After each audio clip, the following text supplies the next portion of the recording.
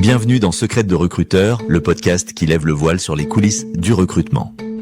Je partage avec vous conseils pratiques, astuces concrètes et vérités de terrain pour transformer votre recherche d'emploi en succès. Préparez-vous à découvrir ce que les recruteurs ne disent pas toujours, mais que vous devez absolument savoir. Installez-vous, vos secrets de réussite commencent ici. Bonjour et bienvenue. Aujourd'hui, on s'immerge dans une question vraiment récurrente, presque un casse-tête pour quiconque prépare une candidature en France. Faut-il, oui ou non, mettre une photo sur son CV en 2025 ? C'est un débat qui, franchement, ne faiblit pas. On va décortiquer ça ensemble, en s'appuyant sur pas mal d'articles récents, des avis d'experts aussi, qui pèsent le pour, le contre, et qui explorent même des alternatives. Absolument. Et c'est important de comprendre tout de suite que ce n'est pas juste une affaire de look ou de mise en page. Ah non, La présence ou l'absence de cette photo, ça touche à des aspects légaux, très concrets, à des habitudes culturelles aussi qui sont parfois très ancrées. On pense aux différences entre la France et les pays anglo-saxons, par exemple. oui, Et surtout, au cœur du sujet, ça soulève cette question épineuse des biais, conscients ou inconscients d'ailleurs, qui peuvent s'immiscer dans le recrutement. c'est ça. Donc notre objectif ici, c'est de fournir une analyse la plus nuancée possible des différentes facettes de ce choix pour aider à prendre une décision éclairée. Parfait. Alors, commençons peut-être par les arguments pour, ceux qui militent en faveur de la photo. D'accord. Plusieurs des documents qu'on a consultés, ils soulignent que ça peut personnaliser la candidature. L'idée, c'est un peu de sortir de l'anonymat, de la pile de CV, Mhm. de rendre le CV plus mémorable pour un recruteur qui envoie des dizaines, voire des centaines. Mettre un visage sur un nom, ça crée un lien, non ? Ça aide à se souvenir ? C'est exactement ça. L'intention, c'est d'humaniser un peu le document, d'injecter une dimension humaine. Voilà, Et quand la photo est réussie, c'est-à-dire professionnelle, soignée, elle peut effectivement transmettre une image positive. Le sérieux, le souci du détail, le professionnalisme. d'accord. C'est une pratique qui, a longtemps été la norme en France. Elle est culturellement acceptée, parfois même attendue par certains recruteurs. Ah oui, Oui, même si on observe une évolution des mentalités et une montée, disons, du CV anonyme, on y reviendra, l'habitude persiste quand même. c'est intéressant. Et d'ailleurs, c'est pas juste en France, des pays comme l'Allemagne, l'Espagne ont des pratiques assez similaires. D'accord. C'est un contraste assez net avec le Royaume-Uni ou les États-Unis, où là, pour prévenir les discriminations, justement, la photo est très fortement déconseillée, voire parfois interdite par les règles internes des entreprises. Et cette habitude française, elle est si ancrée que son absence pourrait même nous jouer des tours, c'est ça ? C'est un peu le paradoxe qui ressort de nos lectures, oui. Certains recruteurs, peut-être un peu plus traditionnels, pourraient trouver ça un peu étrange, suspect même. Hmm. Surtout aujourd'hui, où consulter les profils en ligne, LinkedIn notamment, c'est devenu quasi systématique. Oui, c'est vrai. Or, ces profils, ils ont presque toujours une photo. Donc, le recruteur, il finira souvent par voir le visage du candidat d'une façon ou d'une autre. C'est logique. Du coup, ne pas en mettre sur le CV, ça peut sembler un peu décalé, ou même inutilement cachotier pour certains. D'autant plus que pour certains métiers, l'image, c'est pas juste un plus, ça fait partie du job, non ? Tout à fait, les sources sont claires là-dessus. Elles citent plusieurs secteurs bien spécifiques. Comme ? On pense évidemment au métier de la vente, où le contact client est clé, la communication, l'événementiel, l'hôtellerie, l'accueil. Oui, où l'on représente l'entreprise. Exactement, on représente l'image de la boîte. Et puis il y a aussi les métiers de l'esthétique, du bien-être, et bien sûr de manière encore plus évidente, le mannequinat, les métiers de comédien, d'acteur. Là, c'est clair. Dans ces cas-là, l'apparence physique, elle peut être vue comme une compétence, une caractéristique professionnelle pertinente, essentielle même. D'accord. Donc la photo, c'est plus une option. Elle est souvent attendue, voire explicitement demandée dans l'offre d'emploi, parce qu'elle sert à évaluer objectivement si le profil correspond aux besoins du poste. C'est logique. Mais alors, on arrive au cœur du problème. Leur revers de la médaille, que plusieurs sources martèlent vraiment avec insistance. Leur risque majeur de discrimination. L'apparence physique, que ce soit l'âge perçu, l'origine ethnique supposée, le genre, le style vestimentaire, la coiffure, même le poids ou un handicap visible, tout ça peut, consciemment ou, et c'est ça le pire, inconsciemment, biaiser le jugement du recruteur, avant même d'avoir regardé les compétences. Oui, et c'est là que ça devient vraiment intéressant et compliqué. Absolument. C'est le principal argument contre et il est de taille. Juridiquement, en France, la règle est très claire. La photo sur un CV, ce n'est pas obligatoire. D'accord. Un employeur n'a pas le droit de l'exiger. Sauf, justement, dans ces cas très spécifiques qu'on vient d'évoquer, où l'apparence est une exigence professionnelle essentielle et déterminante. Et encore, cette exigence doit être objectivement justifiée et proportionnée au but recherché. C'est encadré. Très encadré. Le Code du travail français est très strict sur la non-discrimination à l'embauche. Il y a une liste d'une vingtaine de critères illégaux, dont l'apparence physique. Ça a même un nom, ce phénomène, le lookisme. Et les sanctions prévues par la loi, si une discrimination est prouvée, elles sont pas anodines du tout, hein. Ah non, effectivement, la loi est sévère, sur le papier en tout cas. Une discrimination avérée à l'embauche, ça peut entraîner des sanctions pénales très lourdes, jusqu'à 3 ans de prison et 45 000 € d'amende pour la personne physique, l'employeur. Quand même. Et des amendes encore plus importantes et d'autres peines pour l'entreprise en tant que personne morale. C'est énorme. Pourtant, on lit aussi que c'est extrêmement difficile pour un candidat de prouver qu'il a été écarté à cause de sa photo. C'est là toute l'ambiguïté, non? C'est précisément la difficulté pratique. Comment prouver ce lien de cause à effet entre la photo et le rejet de la candidature? C'est souvent mission impossible. La photo, par sa simple présence, elle ouvre la porte à ces biais, qu'ils soient intentionnels ou pas d'ailleurs. Elle donne des informations qui ne sont pas pertinentes pour évaluer la qualification réelle du candidat pour le poste. Oui. C'est intéressant de voir qu'une étude de Robert Half, citée dans nos lectures, indique que pour 42% des recruteurs, le critère numéro 1, c'est l'expérience pro. Ensuite, les compétences techniques, la photo, elle arrive bien après. Donc, pas si crucial finalement, pour l'évaluation de fond. Voilà. Ça montre que pour la majorité des postes, l'évaluation se base, ou en tout cas devrait se baser, sur des éléments plus objectifs. Et c'est cette logique qui domine dans les pays anglo-saxons qui déconseillent ou interdisent la photo, justement pour favoriser une évaluation centrée sur le mérite, les compétences. On voit aussi émerger dans ce contexte la notion de CV anonyme. Vous pouvez nous en dire un peu plus? Oui, le CV anonyme, c'est une réponse directe à ce risque de discrimination. C'est un CV où on a retiré toutes les informations qui pourraient être discriminantes pour la première phase de tri. Nom, prénom, âge, genre, nationalité, adresse et bien sûr la photo. D'accord. L'idée c'est quoi? L'idée, c'est de permettre aux recruteurs de se concentrer uniquement sur les compétences, la formation, l'expérience pour faire cette première sélection. C'est une pratique qui gagne du terrain, encouragée par certaines politiques, adoptée par des entreprises soucieuses d'égalité des chances, même si, bon, c'est pas encore généralisé en France.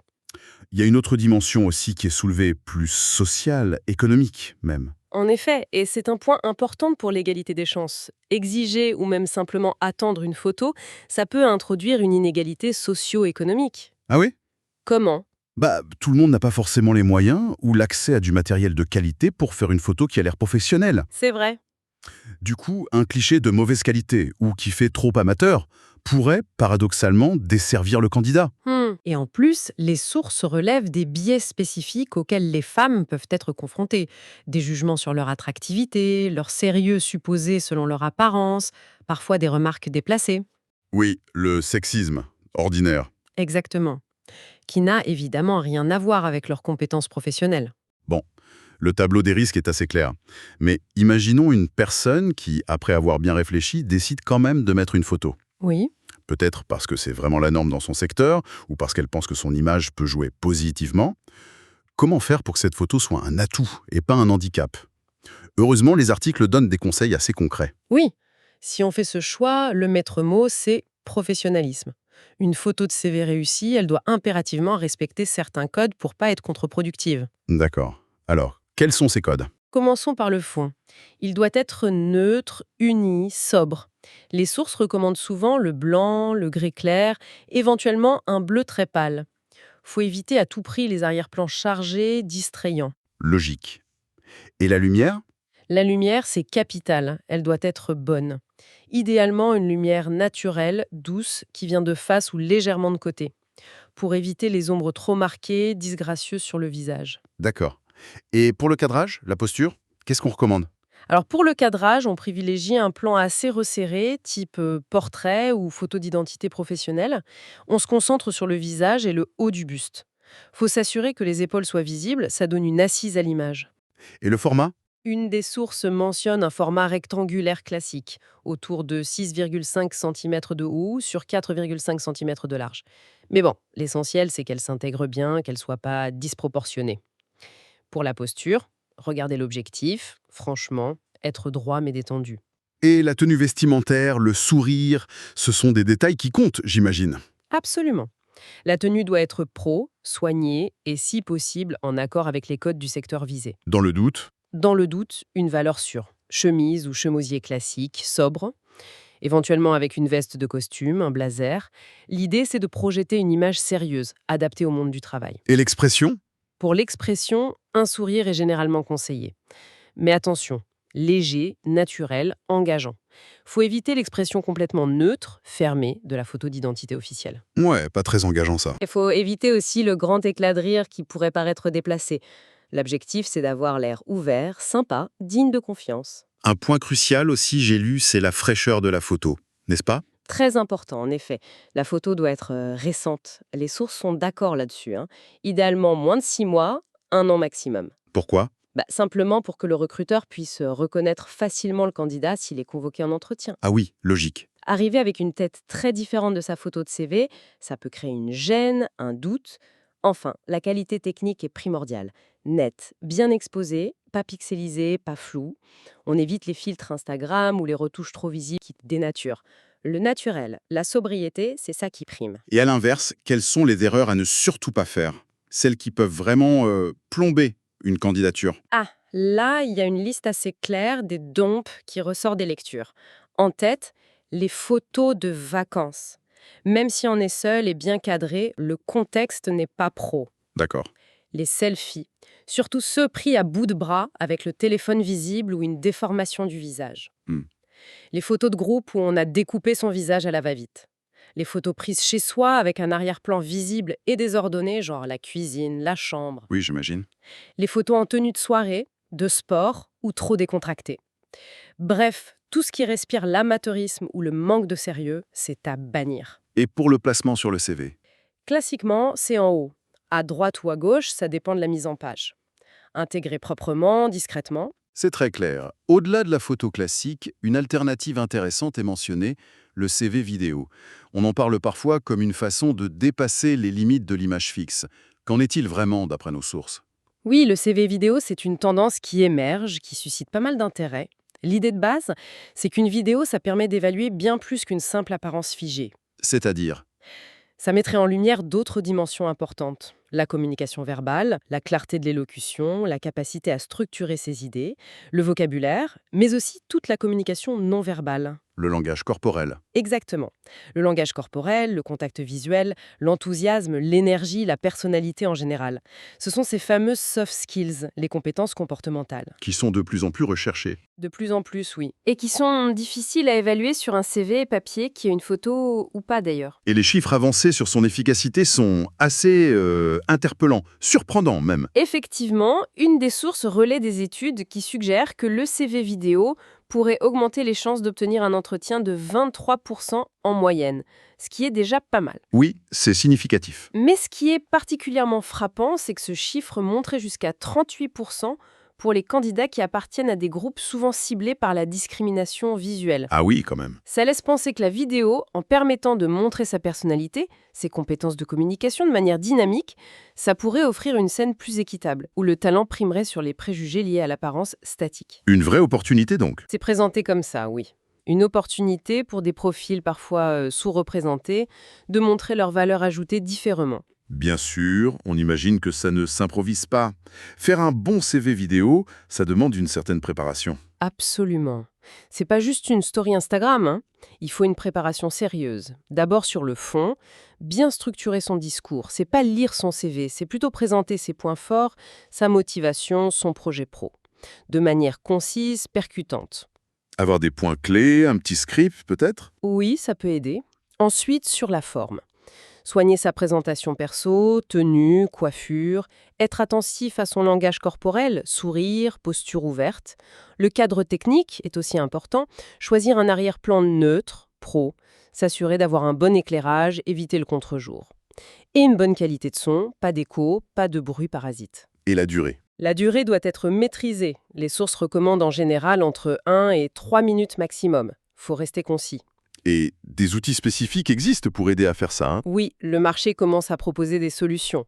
Une des sources mentionne, par exemple, une plateforme, Impress, qui semble offrir des outils pour faciliter la création, l'enregistrement, peut-être même l'analyse de ces CV vidéo. Ça montre que le format se professionnalise. C'est intéressant. On évoque même, de manière plus prospective, des intégrations futures avec l'IA pour analyser les compétences montrées dans la vidéo ou l'utilisation de la réalité augmentée pour des présentations encore plus immersives. C'est un signe que ce format pourrait bien prendre une place plus importante dans le recrutement de demain. Fascinant. Alors, après avoir exploré tous ces arguments, ces risques, ces conseils et ces alternatives, revenons à notre question de départ. En 2025, en France, faut-il mettre une photo sur son CV? Nos lectures, elles montrent clairement que la réponse est loin d'être simple. Binaire. Elle semble vraiment dépendre du contexte. Le pays, bien sûr, mais aussi le secteur d'activité, peut-être même la culture de l'entreprise qu'on vise. Alors, qu'est-ce que tout ça signifie concrètement pour la personne qui prépare sa candidature? Exactement. Il n'y a pas de bonne ou de mauvaise réponse universelle. Ce qui ressort, c'est que c'est un choix stratégique, personnel, qui doit être fait en pleine conscience des enjeux. Il faut peser le pour et le contre. C'est ça, il faut soigneusement peser les bénéfices potentiels, la personnalisation, la mémorisation, la conformité aux attentes dans certains secteurs spécifiques, face aux risques bien réels de discrimination, de jugement biaisé, même inconscient. Et la tendance de fond? La tendance de fond, indéniablement, poussée par une prise de conscience sur l'égalité des chances, la lutte contre les discriminations, et puis l'influence des pratiques internationales, anglo-saxonnes notamment. Oui. Elle semble aller vers une diminution de la présence des photos sur les CV. On voit aussi se développer les premières étapes de recrutement anonymisées, justement pour se focaliser sur les compétences, l'expérience. Le CV vidéo se positionne donc comme une alternative crédible dans ce paysage en mutation. C'est une option à considérer sérieusement, oui. Pour ceux qui sont à l'aise avec l'outil, qui pensent pouvoir bien se présenter de manière dynamique, ça peut être un moyen de contourner certains pièges de la photo statique, tout en montrant d'autres facettes de leur profil. Mais pour la photo classique? Pour la photo classique, la décision finale reste très individuelle. Le conseil clé qui émane de toutes les sources, c'est renseignez-vous sur les usages dans votre secteur. Essayez de sentir la culture de l'entreprise que vous visez. Traditionnel ou moderne? Voilà, plutôt tradie ou moderne, ouverte aux pratiques anonymes. Et surtout, comme le résume très bien Bleuen Pasland, une experte citée dans un des articles, un bon CV sans photo vaut toujours mieux qu'un mauvais CV avec. C'est bien dit. La priorité absolue, ça reste la qualité de votre CV. La clarté, la pertinence des infos, la mise en valeur de vos compétences, de vos réalisations. C'est une conclusion très pragmatique. Pour clore notre exploration, une dernière réflexion qui émerge un peu indirectement de nos lectures. L'un des articles mentionne un chiffre assez parlant. 69% des recruteurs admettent consulter les réseaux sociaux des candidats avant de prendre une décision. Ah oui, c'est énorme. Dans ce contexte numérique où nos visages sont souvent publics en quelques clics, via LinkedIn qui est quasi incontournable, la question se pose. Est-ce que l'absence de photos sur le CV, c'est encore une garantie suffisante d'anonymat visuel, même au début? Bonne question. Ou bien est-ce que ça ne fait que retarder une découverte de l'apparence du candidat qui deviendra quasi inévitable plus tard dans le processus? C'est une interrogation ouverte, oui. Voilà, une interrogation ouverte qui invite à réfléchir à la notion de contrôle de son image pro à l'ère digitale. Merci de nous avoir accompagnés dans cette analyse fouillée. Merci à vous. Merci d'avoir écouté Secrets de recruteur. J'espère que ces conseils vous aideront à avancer vers le job qui vous correspond vraiment. Pour retrouver encore plus d'astuces, de ressources et nos dernières opportunités, rendez-vous dès maintenant sur www.recrute-talent.fr. Et si ce podcast vous a plu, abonnez-vous et partagez-le autour de vous pour aider d'autres candidats. À très bientôt pour un nouvel épisode.